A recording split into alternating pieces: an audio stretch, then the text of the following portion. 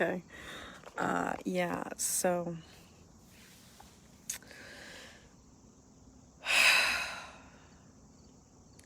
back at my parents' house, um, I just picked up my mother from the hospital and brought her home.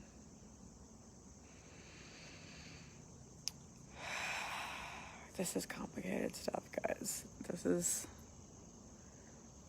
There are a lot of emotions. um, yeah, so the emotions are related to, God, I look exhausted.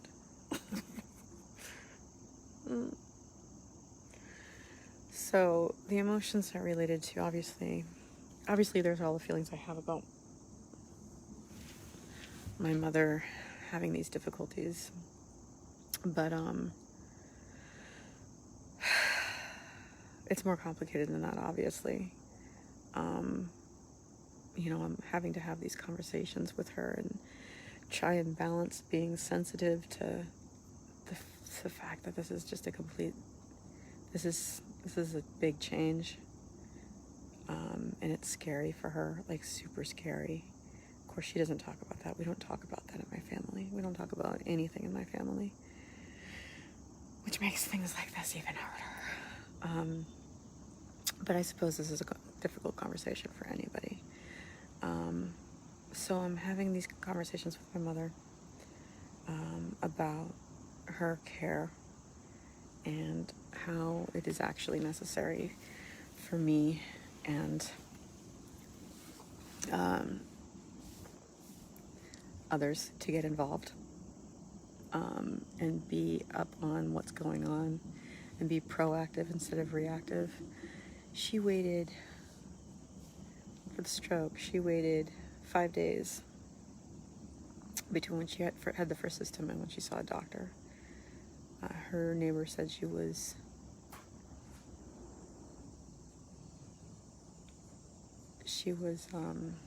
slurring her speech. My mom it was on a Thursday, and then my mom had a doctor's appointment on Monday, and she decided to wait until then to do anything about it. And then, of course, they put her in the hospital. And then 2 days ago, I was concerned because her speech didn't sound good when I talked to her on the phone in the morning. And I don't have a car, so I Ubered over to my brother's house, borrowed the car, drove down an hour, 15 minutes, whatever it is, to see her. Saw that she wasn't doing well. Spent a while trying to convince her to go to the doctors, or to let me call the doctor, to let me call the nurse. No. She just wanted to go to sleep, but she was feeling sick. Her speech was worse. Her walking was worse. Her balance was worse. And it was just like having to fight with her because she doesn't want to admit anything is wrong. She doesn't want to face it. She doesn't, it's understandable, right? Who wants to face something like that? There's all these issues of privacy and having your, just reverse roles. It's a scary and not fun time. And there are difficult things that need to be decided. So let's try and break this down. And then beyond that, there are, as there always are in every family, issues, right? There's drama surrounding it. And you know what, though? These are all challenges that I can be grateful for.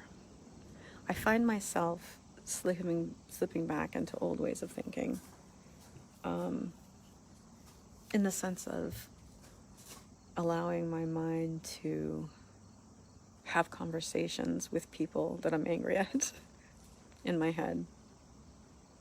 And that only serves to get me more upset. And that's not a good place to be acting from. So I need to focus on other things when those conversations start. I am calm. I am relaxed. So when those conversations start in my head, I'm going to focus on other things. The other thing is, it's impossible to get any work done. Of course, I say that it is possible to get some work done, but the thing is, like, I'm supposed to be writing books. Do you know how much thought, like, the thinking, I love thinking, and it makes me happy to do it, but it takes energy. And you have to have several hours put together uninterrupted to be able to, like, really make any headway on this sort of thing. And I just don't have that. And, like, the time spent promoting myself or, you know, networking online, I don't have as much time to do that. And that means I'm getting fewer eyeballs on things, which means I'm helping less people, fewer people. And now my dad's smoking downstairs and I can smell it, and it's not pleasant. It's toxic. More toxins in my body.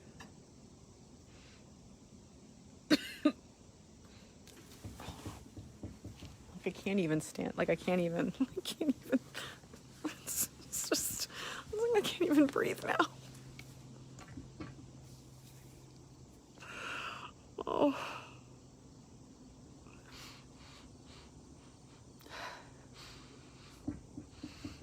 Okay.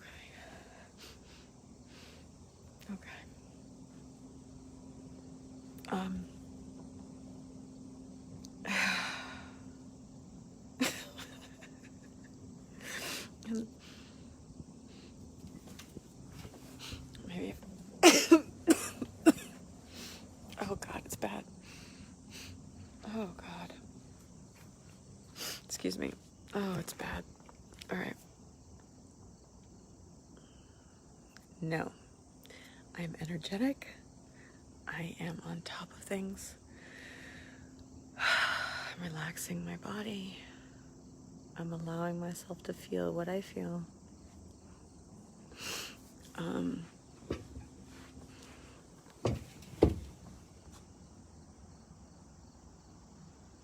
But yeah, there's a lot of frustration surrounding, oh my God, the smoke, really? And now I can't breathe. You know what? That's not what I should be saying to myself. If I don't like the smoke, I should just get up and go. I just don't want to go inside. So my choice is staying out here and breathing the smoke, or going inside and not being able to do this. And right now, I want to be able to do this, so I'm just going to have to put up with the smoke. That's how it is. But yeah, these are complicated issues. And my patience is tested, especially when I'm driving and my mother's next to me, grabbing the door and being like, slow down, when I'm like 500 feet behind a car that's putting its brake lights on. It's just like, just let me drive. Just pointing out a stop sign like 300, like, just, I see the stop sign. I see it. I do. I promise. Stuff like that is, it's hard. Like, that's where it comes out. You know what I mean? Like, sure, that's not really a big deal. But on top of everything else, it's just like, okay. But you know what? It's a good challenge. Let's breathe through it. Breathe through it. Allow my body to relax. Okay. Yeah, but with the trauma surrounding it, involving other people, I'm getting frustrated with that. No, I'm not getting frustrated. I am feeling frustration. I am observing frustration in my body. That's better. I'm observing frustration in my body, in my heart, in my mind. I'm observing it. And that's okay that it's there. That's totally natural. It's totally normal for that to be there, and it's okay. So all I need to do is be able to tolerate it, right?